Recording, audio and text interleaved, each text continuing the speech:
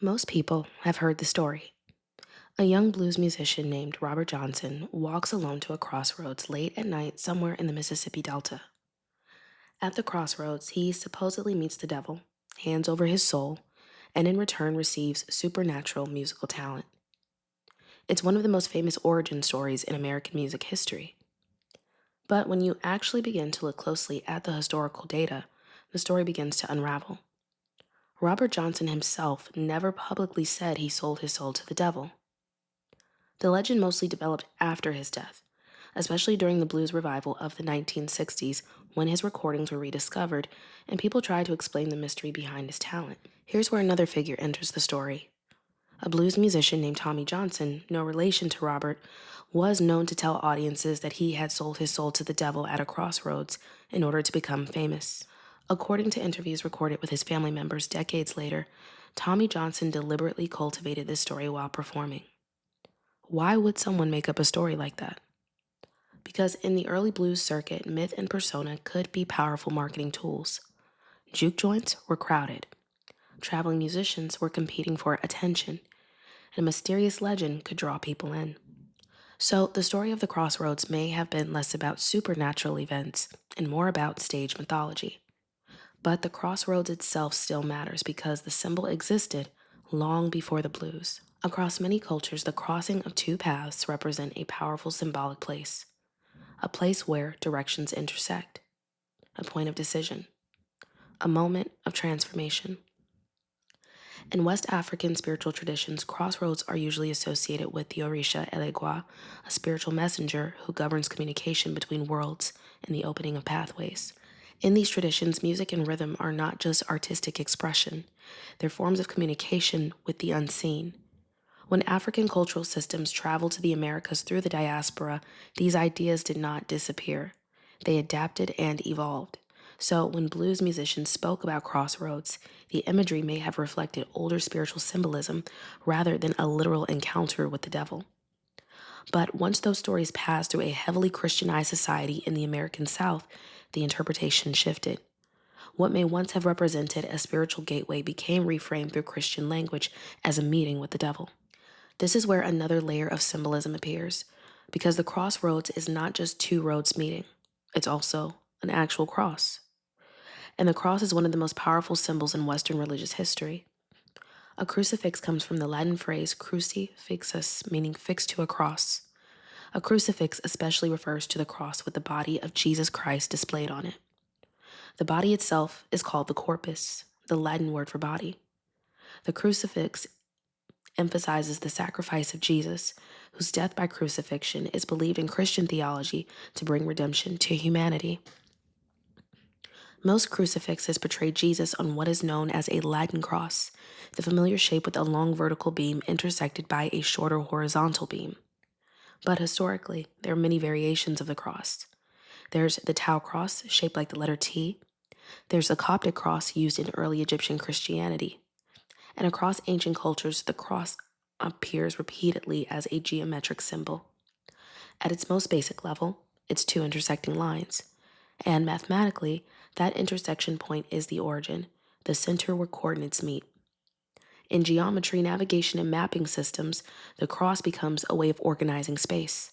Two axes intersecting, a center point where direction changes, which brings us back to the crossroads.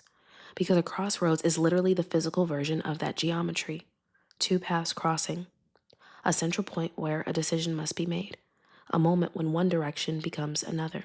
Artists have explored this symbolism as well. One of the most striking examples appears in the painting Crucifixion Corpus Hypercubus, created by Salvador Dali in 1954. In the painting, Jesus is suspended not on a traditional cross, but on a geometric structure known as a hypercube or a tesseract. A hypercube is a higher dimensional cube unfolded into three-dimensional space. Visually, it looks like a cross that can fold back into a cube. In Dali's interpretation, the crucifix becomes something more than a religious object. It becomes a geometric structure connecting dimensions, a place where space itself folds. Some people even compare the shape to symbolic containers like Pandora's box, a structure that opens and releases something hidden within. The cross in this interpretation becomes a gateway, a structure where transformation occurs. And suddenly the symbolism begins to align.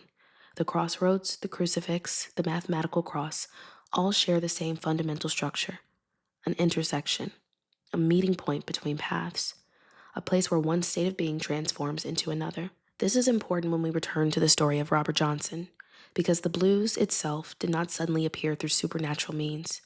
The musical structure of the blues came from traditions that existed long before American slavery.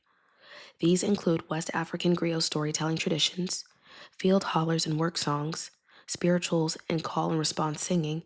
Music became a way of preserving identity, memory, and resistance. For communities denied political and economic power, the voice became one of the most powerful tools available. Blues musicians were not suddenly gifted talent by supernatural forces. They were inheriting generations of musical knowledge.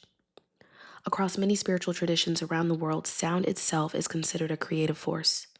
In yogic philosophy, the throat center, known as the Vishuddha chakra, is associated with the color blue and the element akasha, sometimes described as ether. Akasha represents the space through which vibration and sound travel. The voice becomes a medium that carries energy, memory, and truth. Whether or not these traditions are historically connected, the symbolic overlap is striking, because blues music is fundamentally about the voice. Voice as expression, voice as storytelling, and voice as survival. Over time, stories about musicians selling their souls began to resemble an older European literary motif: the legend of Faust, who trades his soul to the demon Mephistopheles in exchange for knowledge and power. This story becomes a cultural metaphor and a way of describing ambition that comes with a cost. So, when audiences saw musicians rise to fame, the same archetype was applied. The myth became a symbolic explanation for extraordinary talent. And today, the same language still appears. People talk about the entertainment industry as if it requires sacrifice for fame. But similar metaphors also appear in politics, business, and economic systems. Whenever systems of power involve trade-offs, alliances, or compromises, society often describes those exchanges through mythic language. The idea of a bargain, the idea of power being exchanged for something else. So the story of the Crossroads may tell us less about supernatural events and more about how societies understand transformation. When you look at the history of the Crossroads myth, you begin to see something deeper. The blues was never born from a devil's bargain. It came from centuries of musical knowledge, cultural resilience, and the power of expression. But the myths that formed around it reveal something fascinating about how we interpret power and transformation. Because once you start tracing these symbols, the crossroad, the cross, the sacrifice, and the exchange, another myth begins to appear. One that has fascinated cultures for centuries: the myth of immortality, the myth of exchanging life force for power, and the myth of vampires. And in the next part of this story, we're going to explore how vampire mythology developed across Europe and the Caribbean, and why themes of blood, immortality, and power keep appearing in the same symbolic patterns. Because once you start looking closely, you realize something strange. The stories may look different, but they're all built from the same symbolic language, and we're just beginning to decode it.